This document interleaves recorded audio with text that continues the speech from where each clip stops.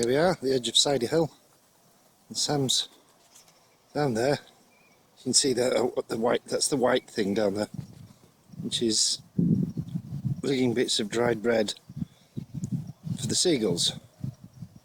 What a marvellous job she's done. She's probably messing around with the exposure on the camera here. Whoa, talking of exposure. Hey, hey, there's my wife. But look at this lovely place. Nice. Sunshine. And it's halfway through June. Oh, there's a seagull coming in. There's a whole pile of them. I don't know what the collective noun is for flock, isn't it? It's a flock of seagulls, for God's sake. I don't know what the... Herring gulls, Sam says. There's loads. Look at all that there.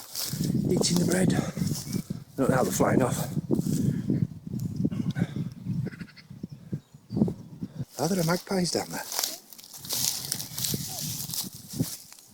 What am I looking at? Oh yeah.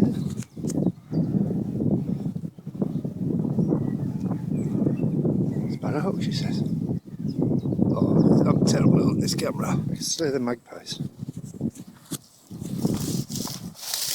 Ta! I can't see them. No, they're up and beyond. Oh, there he's in the tree. There he is.